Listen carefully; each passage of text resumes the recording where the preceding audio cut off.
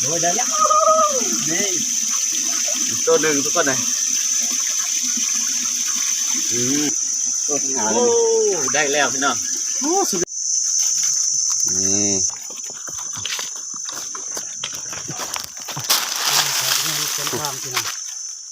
เด็กความสูงแต่ยังมูสุดเดี๋ยวทุกคนเลยพูด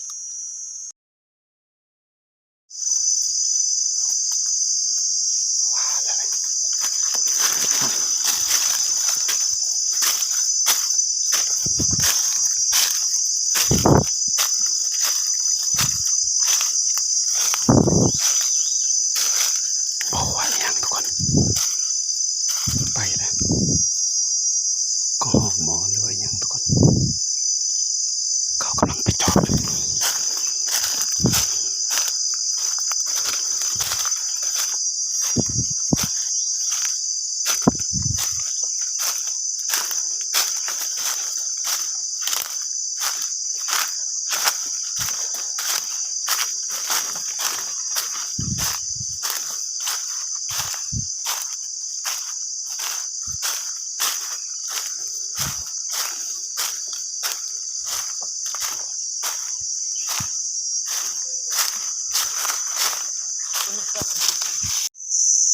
นี่ทุกคนมาเบิ่ง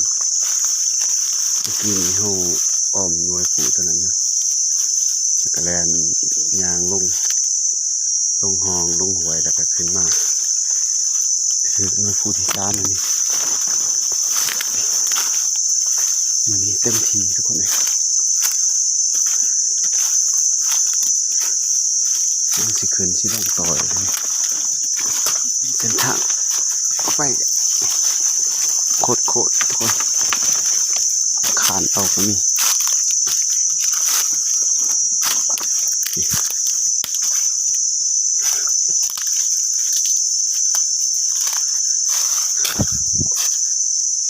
ไปตามจอมผู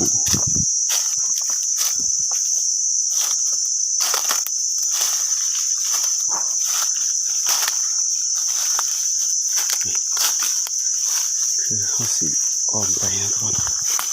อ้อมไปแล้วก็ลงอันนั้นรถบังเก่าใช่เขาเอาอะไร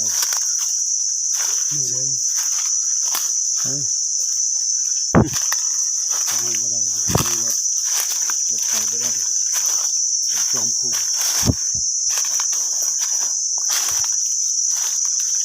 ยังน้องมาเป็นเห็นคนกระแตเลยก็เล่นก็หอบเลยพี่ถึงกบใหม่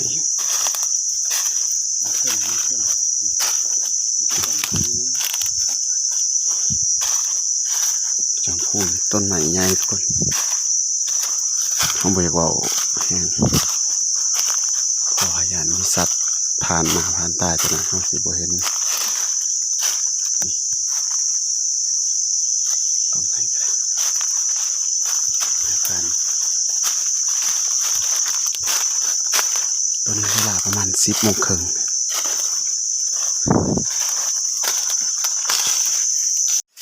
ตอนนี้ลงทางนะทุกคนเนี่ยง่ายกันโอ้ขึ้นผู้ลงค่อยลงยานขึ้นแล้วลงกลับแล้วขึ้นแล้วก็ลงต่อนักไปได้อยู่ให้เบิ่งเส้นทางนี้ทุกคน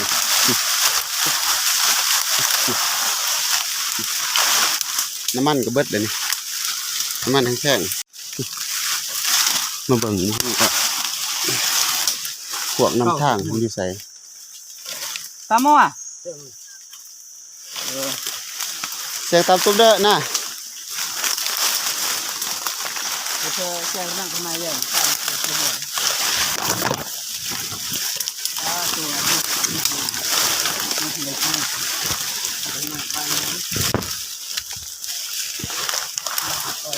บ่จักเสือบ่จักยัง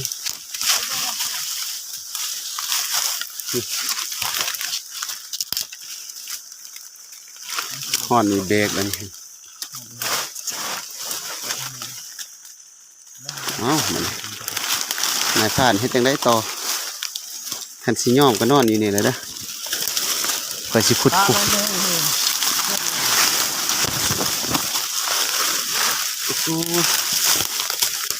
เชือเกาะเชือไว้ดินอยู่มันเชือธรรมดาอยู่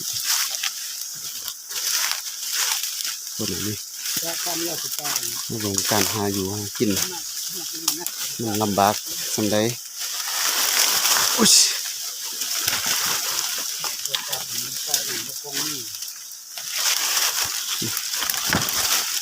โหัวเส้นทางนี้มันสิลงไปหอดใจพูดเบิ่งแต่จอมผู้กล้องตัวแจก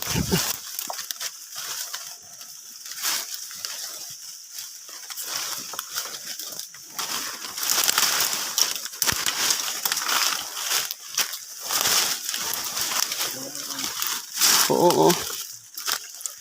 นี่ทุกคนมาเบิ่งทางไปเอาบุบาดนี้โมเมนทางเพียงเนี่ยเห็นค่อยสั่นนี่เป็นจังได โอ้ยคอยเลยรอไม่อยากไหวเลยหิวเข้า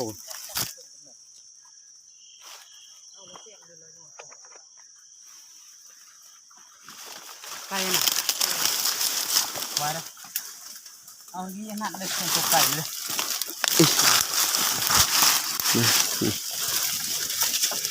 มัวแย่นะเขาได้ยิ่งบริแดกอิหยังปืนนี่ก็ได้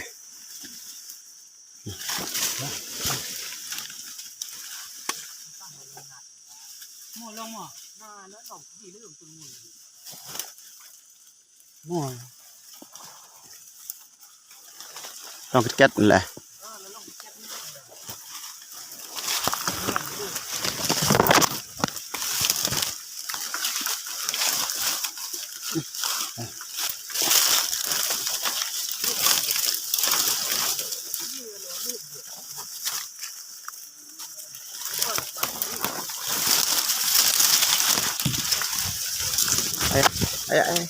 ไอ้เหรอ หม้อ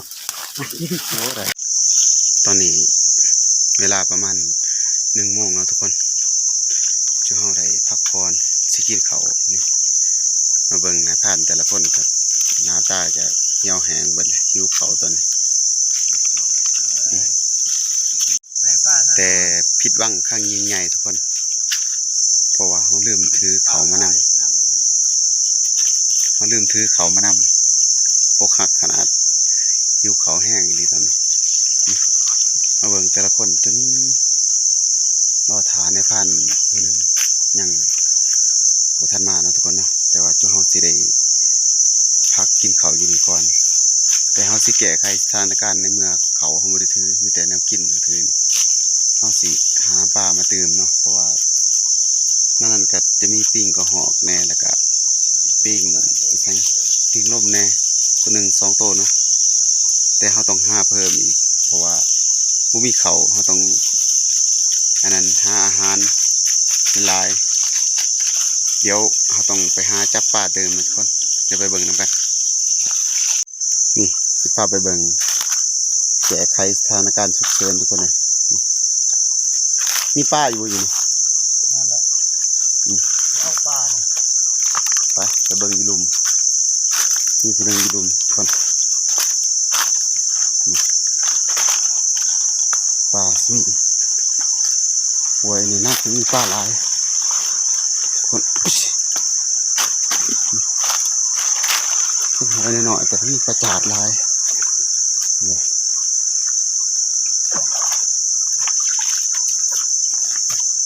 โอ้นี่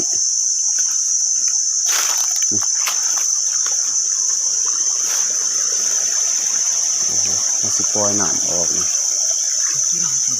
ปล่อยน้ำออกนี่เพราะว่าเดือนหนึ่งมันกระตำอันนี้มันเป็น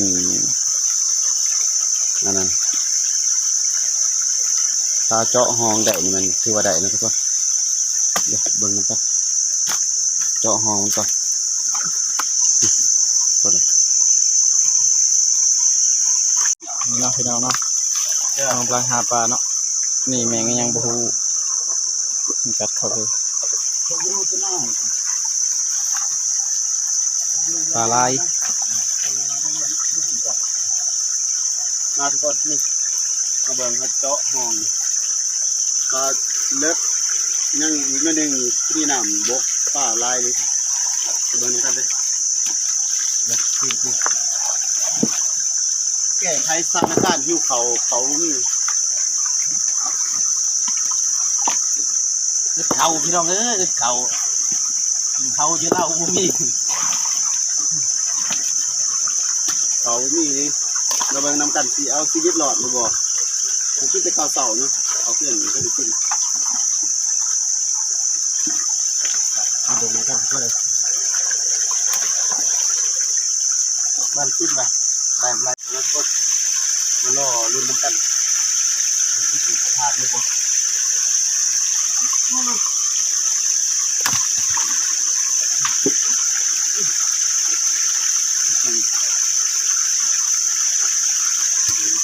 ปลาหลายเติบน้ำก็สิบกเลยเอาลงป่าจะมันใหญ่สันใด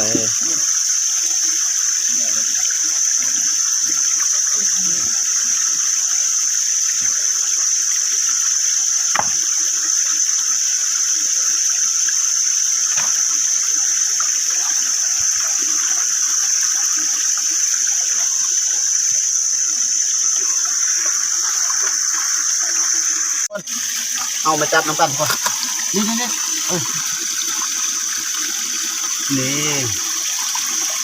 ได้เลย2ต้นก่อนนะ ได้แล้วนี่โอ้รุ่นนำกันได้จักตู้ทุกคน เอาเลยเด้อ อุ้ย โดยได้แล้ว นี่ตัวหนึ่งทุกคนเลยได้แล้ว4ตัวละ นี่ต้องปั้นปั้นเดี๋ยวจะเข้าจะมีจ้าง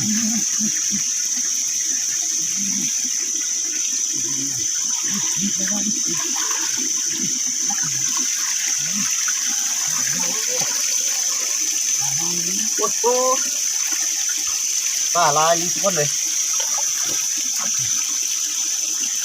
นี่เห็นบ่โอ้ย มันใช่ได้เกี่ยวกับลองนั่นแหละโอ้สอง เอ เลย อ พี่น้อง ทุกคน สองตู้ ป้าลายทุกคนเลย นี่ หาตัวเลยนี่ เริ่ม ตัวทั้งหาเล โอ้ ย ได้แล้วพี่น้อง โอ้สุดยอด โอ้ปลาหลายเหลว เอามา เป็นยังไงนะ คุ้มค่ากับการลงเพชรเนี่ยนี่คุ้มค่ามาลุ้นนับกันสิได้จักโตทุกคนมาลุ้นกันนี่บ่มีหูบ่มีหูบ่มีนะ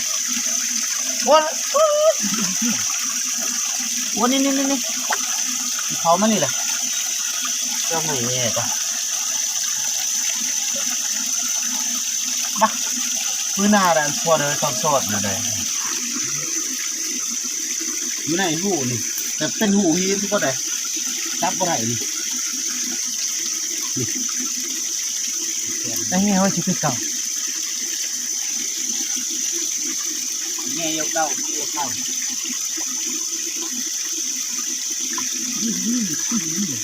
หวานนี่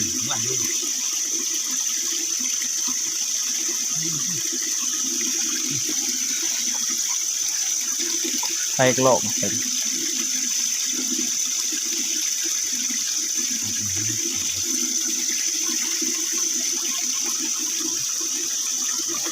น้ำมันนั่น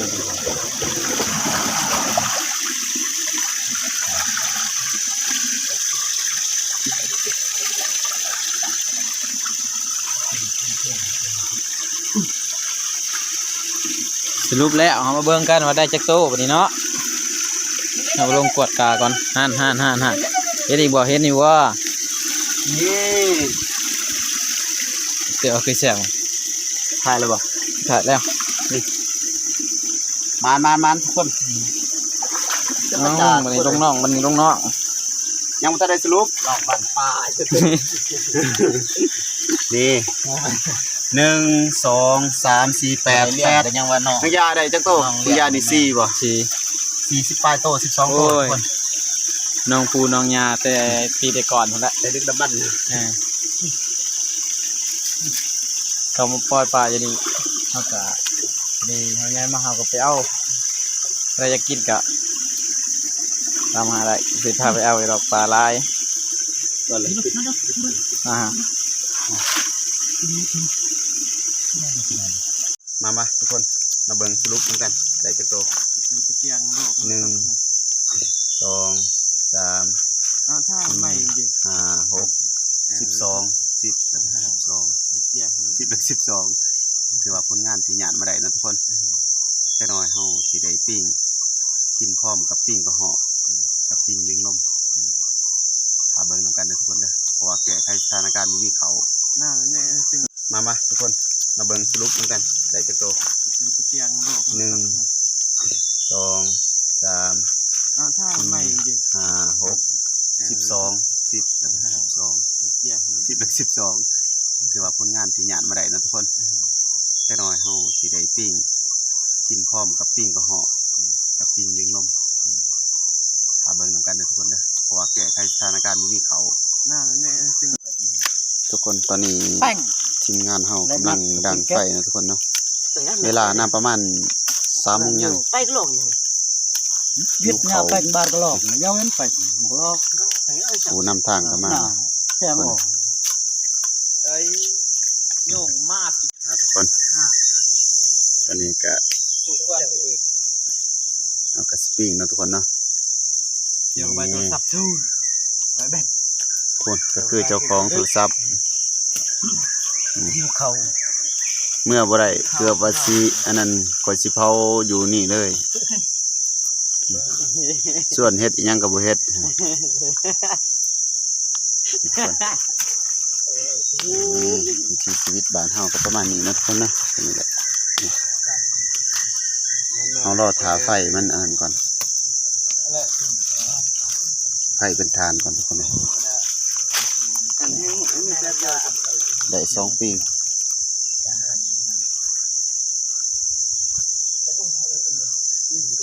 น้องหมาเฮาก็ได้ตัวหนึ่งหิวเขามากันคือว่ามีเขาก็คือว่านะทุกคนเด็กตัวหนึ่งโอ้2 โตเบื้องนี่ ตัวหนึ่งตัวสีเขียว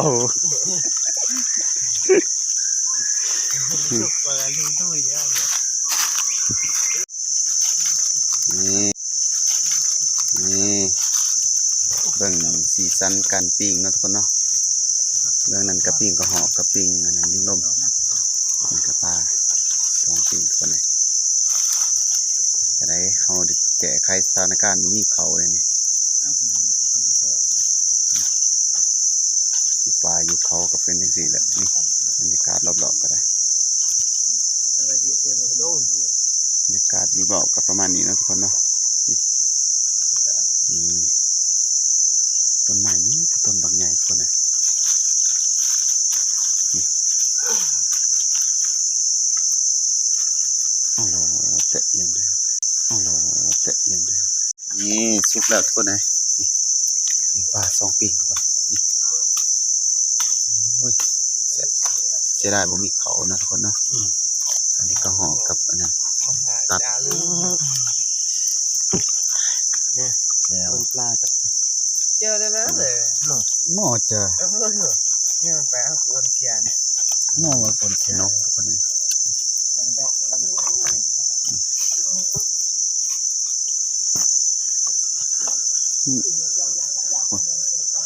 ยังตัดยังจำ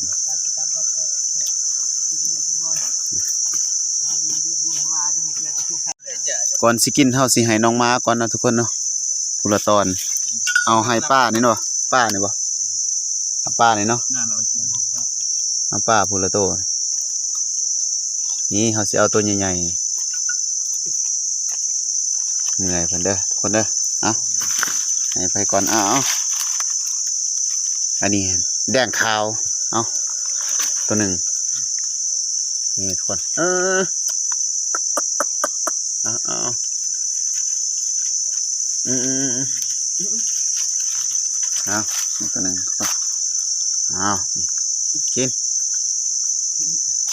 เอามันหยาดทุกคนเลยเพราะว่ามันเคยกินเขาใช่เลยเอานะแดงเอาแดงเอา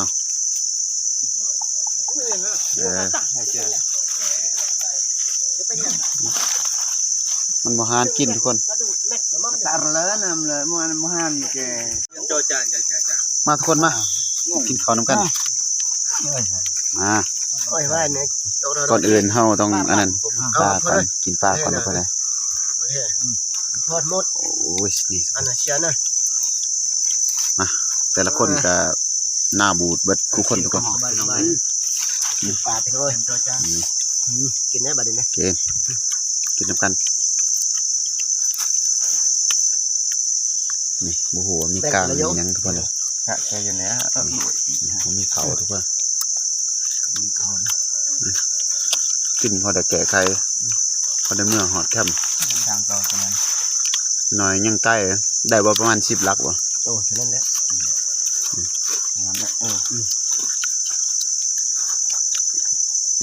มีบ้าไม่สิ้นกระหอบ ได้ยันเชียอยากไปดึงแม็กเลยดึงแม็กเด็กเจ้ามันแล้วก็มาหนาเบิ้ลมาหนามาฮะมาพี่แล้วมาโหดตังยำ ไม่ใจนะ โฮมปอกเยอะเหรออันปอกอะไรเงี้ย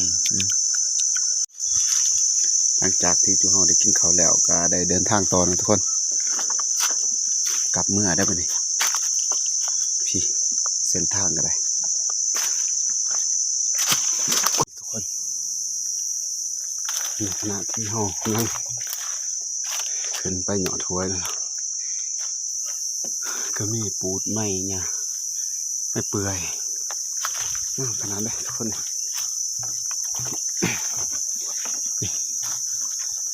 ปูดไม่เปื่อยให้ดูทุกคนโอ้กอกมันก็ได้ปูดบักใหญ่ทุกคน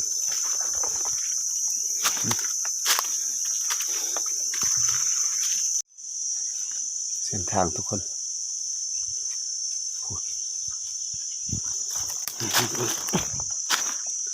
กูขึ้นได้หรือเปล่านี่เบื้องหลังก็ได้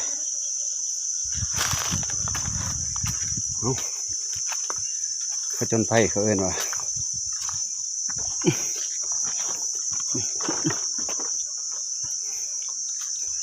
กูเฮียนทุกคน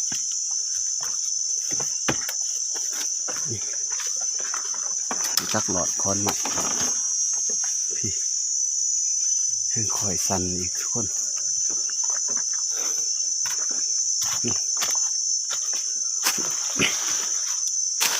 กู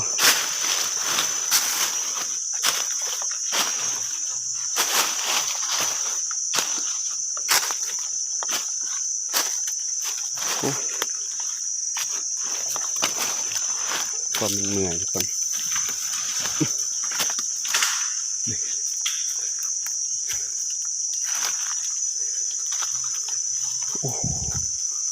หยอดขวายตัวนี้มันเจือน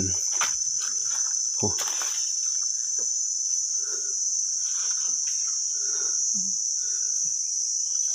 บางไอ้น้องความสูงทุกคนเลยโอ้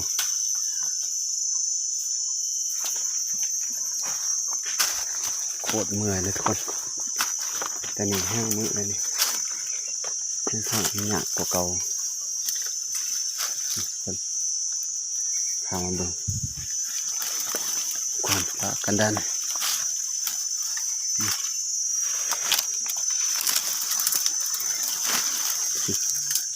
เส้นทาง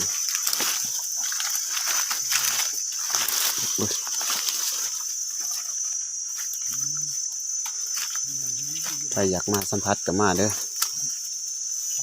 นี่แหละ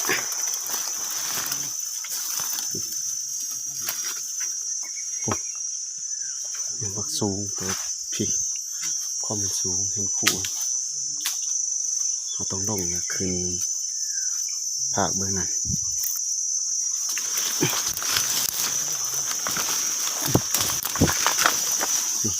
อนหิน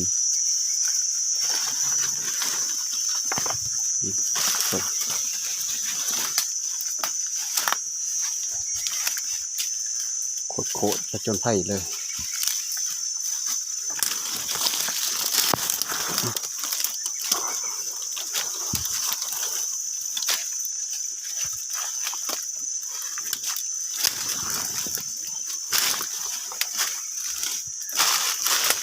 ไปถ้าพิษผ่านนั่นพูดแล้วยาวขนาด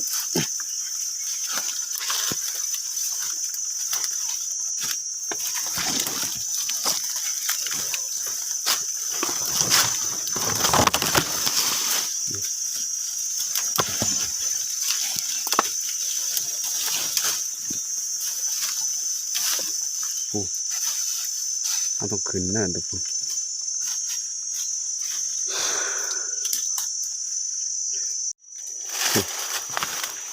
อยากให้ทุกคนเบิ่งความมันสั่นทุกคนเลยพูดนี่แต่มันยังบ่สุดเลยทุกคนเลยนี่ความมันยากสำใดเขาต้องขามไปผ่าเบิ่งพูดยากแห้งเลยทุกคนเลยความทุลักกันได้พูดเดี๋ยวเขาสิถ่ายเขาอยู่กลางเขาจะสิถ่ายกูทุกคนเลยความยากกันโคตรทุกคนนี่แหละครับงานแบบได้เนี่ยเดี๋ยวสิหลอดนี่โอ้ต้องคอยไต่ทุกคนเลย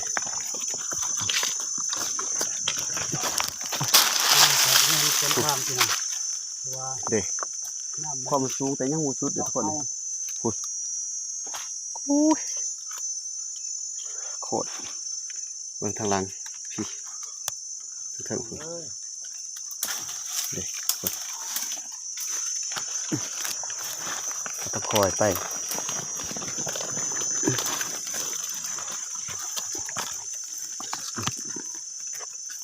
ความมันยากคอยไปถ้าผิดพลาดอยู่จักหลายวาเลย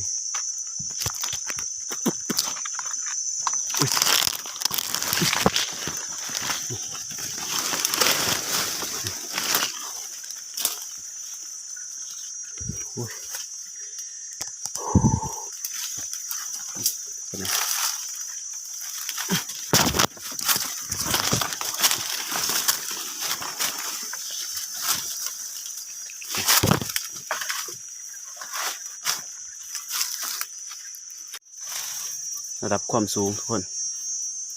มาเบิ่งเพื่อเขาสิขึ้นมาได้แต่ลุมนี่พุ่นขึ้นมาแล้วก็คอยไต่แต่ยังบ่ทันได้หอดจอมเลยพุ่นจอมทุกคนเลยมาเบิ่งแต่ละคนไปหอดใส่เลยห้องยางน้ำหลังบ่ไหวแห้ง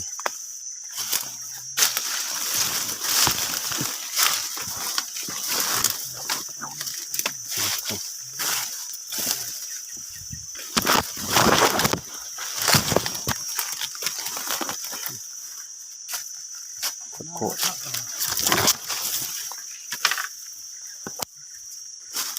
เอาไปนี่ทุกคนว่าได้ผู้ตัวนั้นอันนั้นนะมาเป็นเราแต่ผู้ทำอะไรผู้แปลกบ่ผู้กระแตพี่น้องใช่นี่ระดับความสูงทุกคนเลยใช้จนเห็นผู้กระแตแม่นบ่ผู้กระแตสารวัตรพุ่นเลยนี่เขาขึ้นมาแต่ลุมบุญทุกคนเลยพุ่นแต่หวยหันแต่เห็นมาหันก็มันของง่ายๆเลยแล้วมาอ้อมไต่จากเนินผู้จังสิคนโคตรผจญภัยเลยทุกคนเลยเมื่อยแห้งทางนั้นกับสารวัตรเลยคือว่าถ้าขึ้นไปผากเบื้องนั้นก็มันแนมเห็นสารวัตรพี่มาเบื้องนี้แจ้งทุกคนนี่ พูดเส้นทางที่ไประดับความสูงโอ้โหจักเม็ด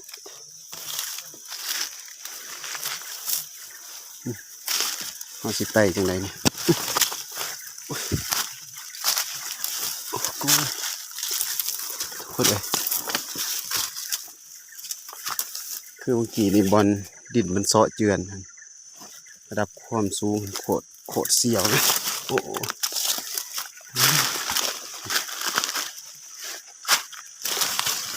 ขอหน่อยเด้อคลิปนี้เด้อจาก10,000 วิวกับพ่อบ่เอาหลายดอก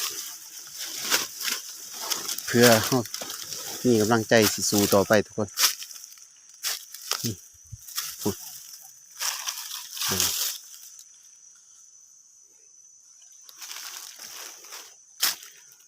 เบื้องยังทันในหอดจอมผูสักพูดเทิงพูด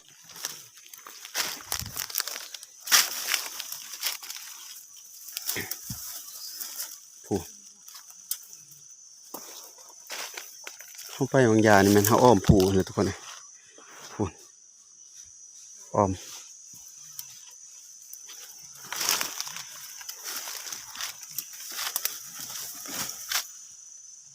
หินไห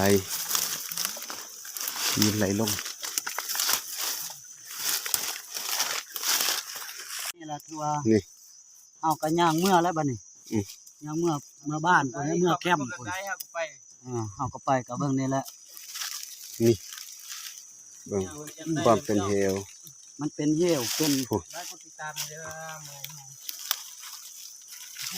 โคตรโพดเลยทุกคนเลยมาเบิ่งตัวจริงนี่แหละ ต้องการกดติดตามไลน์ ไปเพื่อ FC โดยเฉพาะ